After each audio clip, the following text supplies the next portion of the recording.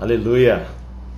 Eu quero te abençoar com uma meditação sobre a lei de Deus, a lei mosaica. O que significa para nós a lei mosaica?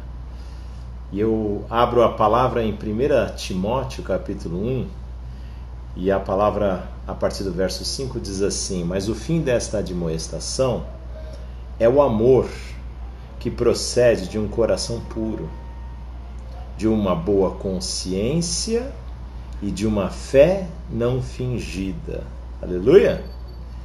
O fim dessa admoestação é o amor que procede de um coração puro, de uma boa consciência e de uma fé não fingida. 3 aspectos para que você seja frutífero no Senhor, das quais coisas alguns se desviaram e se entregaram a discursos vãos, inúteis, querendo ser doutores da lei, embora não entendam nem o que dizem, nem o que com tanta confiança afirmam.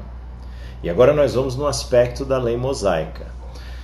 Verso 8: sabemos, porém, que a lei é boa, se alguém dela usar legitimamente. É claro que a lei é boa porque ela vem de Deus, porque ela é revelação de Deus para os homens, porque ela é o padrão de Deus de santidade, de justiça. A lei é boa porque vem de Deus, mas ela tem que ser usada de uma forma legítima, tem que ser legitimada, e nós temos que entender que o aspecto revelador da lei é eterno, porque revela a pessoa gloriosa do Senhor Jesus Cristo. E o aspecto regulador da lei é temporário, porque Romanos 10, verso 4 diz: porque o fim da lei é Cristo, para a justiça de todo o que crê. E você vê que no final a lei vai ser cumprida num amor que procede de um coração puro, despojado do pecado e da maldade do pecado, de uma boa consciência e de uma fé não fingida. Por que a questão da legitimidade da lei? Aqui diz, verso 9: reconhecendo que a lei não é feita para o justo, mas para os transgressores e insubordinados, os irreverentes e pecadores, os ímpios e profanos, para os parricidas, matricidas e homicidas, para os devassos, os sodomitas, os roubadores de homens, os mentirosos, os perjuros, e para tudo que for contrário à sã doutrina, segundo o evangelho da glória do Deus bendito que me foi confiado. Aleluia! A lei não foi feita para o justo. E você e eu somos justos, justificados em Cristo Jesus. A nossa justiça foi implantada, é a justiça de Cristo em nós. Então a lei não foi feita para nós. As ordenanças não são feitas para nós. Os aspectos reguladores da lei não são feitos para nós, porque Cristo é o fim da lei. Mas ela é feita para os transgressores. Agora, se você e eu resolvemos entrar no pecado e viver segundo a carne, nós nos tornamos transgressores da lei da qual nós somos chamados para cumprir. E aí, como transgressores e insubordinados, aí sim a lei tem aplicação. Como irreverentes e pecadores, como ímpios e profanos, como assassinos de pais, mães, de homens, como devassos e todo tipo de distorção, das quais o Senhor Jesus já morreu para nos livrar deste pecado.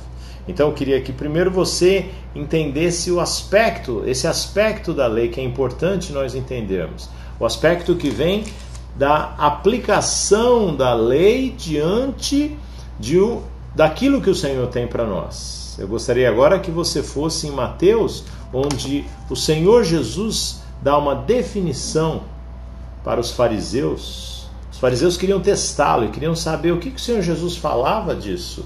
E a pergunta era, capítulo 22, verso 36, mestre, qual é o grande mandamento na lei? Qual é o resumo da lei? O que a lei realmente está nos ensinando? E aqui o Senhor Jesus fala, Amarás ao Senhor teu Deus de todo o teu coração, de toda a tua alma e de todo o teu entendimento. É amar a Deus acima de todas as coisas.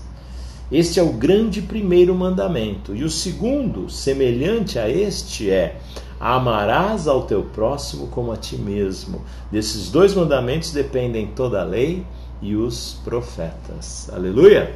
Então, a lei se cumpre no mandamento, o amor a Deus e o amor ao homem, ao seu próximo. Amar ao homem não é ser conivente com o seu pecado. Amar ao homem não é simplesmente você se omitir de corrigi-lo e de exercer um amor que transforma. Como Jesus Cristo, um amor sacrificial, um amor que muitas vezes é incompreendido, um amor que muitas vezes é rejeitado. E aqui então nós estamos trazendo um aspecto da lei da qual você e eu temos que compreender claramente, o aspecto da lei da qual nós vamos cumprir a lei no amor. E cumprir a lei no amor não é em cima de ordenanças, mas é em cima de um mover do Espírito. Como é que eu faço isso? Como é que eu faço isso, meu irmão, minha irmã? Abra agora em Romanos capítulo 8, que eu quero te mostrar a chave do cumprimento da lei. Como é que eu vou cumprir isso? Romanos capítulo 8. Quando você e eu fomos alcançados pelo Senhor Jesus e a justiça do Senhor Jesus foi implantada em nós, a palavra de Deus diz que Cristo é o fim da lei. Mas como assim é o fim da lei? Se a revelação da lei é eterna? Se os aspectos da lei são imutáveis e eternos? Então é Romanos 8 que vai te trazer a revelação daquilo que o Senhor quer dizer. Verso 1, portanto, agora nenhuma condenação há para os que estão em Cristo Jesus. Olha, você e eu fomos resgatados através do sacrifício perfeito do Cordeiro de Deus, uma vez por todas, para eliminar com os nossos pecados. Você e eu tivemos os nossos pecados remidos. E quando os nossos pecados foram remidos, e quando o perdão de Deus, perdão eterno, te alcançou e me alcançou, o que aconteceu? O Senhor removeu o escrito de dívida que era contra mim e contra você e cravou na cruz do Calvário. Mais que isso, com o perdão eterno dos meus pecados, o Senhor me gerou no Espírito. Ele me deu um novo Espírito, Ezequiel 36. Eu recebi um novo Espírito. Quando eu recebi um novo Espírito e continuei com uma alma defeituosa, ainda com sujeira e pecado, o Senhor Jesus estabeleceu uma garantia sobre esse meu novo espírito humano, recriado, gerado, que me fez filho de Deus. Ele traz o Espírito Santo para habitar dentro do meu espírito.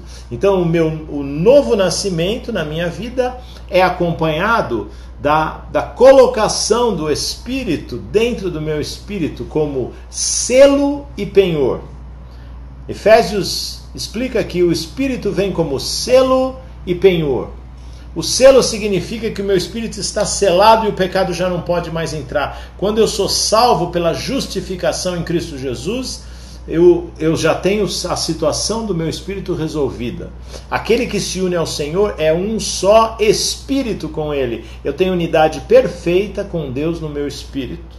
Mas aí tem a alma com os seus defeitos e com todas as impurezas. Aí começa o processo da santificação, da lavagem da água pela palavra, da remoção da sujeira do pecado, da imundícia, da perversão dentro da minha alma. Mas se não houvesse o selo, o pecado entraria de novo e contaminaria o meu espírito e eu estaria perdido para sempre, como os anjos. Mas o Senhor então coloca o Espírito Santo e ele forma um selo, é como uma válvula a proibir a entrada do pecado. Existe um fluxo que é unidirecional do espírito para a alma, mas não da alma para o espírito. E agora então eu estou preservado, esse é o selo. Agora depende de mim promover a santificação da minha alma. Esse é o processo de santificação. Mas já não há mais condenação. A condenação já foi retirada da minha vida porque foi um decreto de Deus a meu favor. Pela graça sois salvos e isso não vem de vós, é dom de Deus, aleluia, para que ninguém se glorie. E agora a salvação que me alcançou, ela está acompanhada de uma outra coisa chamada penhor, pela presença do Espírito Santo. Me tornei propriedade de Deus. Fui comprado por preço de sangue. O Senhor me resgatou e me comprou e pagou o preço. Era prata, o preço do resgate. Portanto, agora eu sou uma pessoa valiosa porque o Senhor pagou o preço pela minha vida e certamente Ele virá buscar a sua herança. Eu serei resgatado. E assim, eu tenho certeza que esse penhor significa: o Espírito está aqui, Ele não me deixará para trás, mas Ele me resgatará. Tenho a certeza da redenção, a remoção de toda essa situação do pecado, para a entrada numa vida eterna com Deus. Portanto, não há mais condenação. Romanos 8:1. Agora ele vai explicar, verso 2: porque a lei do Espírito da vida em Cristo Jesus te livrou da lei do pecado e da morte. Paulo explica em Romanos que nos meus membros, nos membros dele, o pecado agia como uma lei, fazendo a pessoa fazer aquilo que ela não quer. Então existe uma lei do pecado e da morte, e o Senhor agora implanta com a presença do Espírito Santo a lei do Espírito da vida. Zoe, vida Zoe, não é vida bios, não é vida psique, é vida Zoe. E agora a vida de Deus pode fluir e eu posso viver de acordo com a lei de Deus. Porque o que era impossível, verso 3, a lei, visto que se achava fraca pela carne, a lei é boa, santa e perfeita, mas a carne enfraquecida não pode cumprir a lei, e os mandamentos como ordenanças não podem transformar. Como a lei era impossível, a lei, visto que se achava fraca pela carne, Deus enviando o seu próprio Filho em semelhança da carne do pecado, e por causa do pecado, na carne condenou o pecado. E a conclusão, verso 4, para que a justa exigência da lei, todos os mandamentos, a justa exigência da lei, naquilo que é essência, não a ordenança, naquilo que é essência, se cumprisse em nós, que não andamos segundo a carne, mas segundo o Espírito. Aleluia! Eu quero declarar que você entende essa palavra e é abençoado pelo conceito da lei no teu coração. A lei do Espírito da vida. É assim que você cumpre a lei de Deus. A lei do Espírito da vida em Cristo Jesus te livra da lei do pecado e da morte. E você então pode cumprir a lei de Deus no Espírito, no seu aspecto profundo revelador e não nos aspectos das ordenanças. Que o Senhor te abençoe em nome do Senhor Jesus. Cumpra a lei. Cumpra a lei na essência. Ame a Deus acima de todas as coisas. Qual que é a essência da lei? Ame a Deus acima de todas as coisas.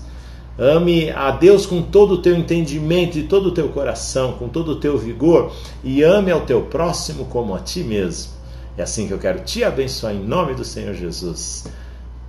Holy Nation, Nação Santa, pregando a palavra para você. Amém? Aleluia.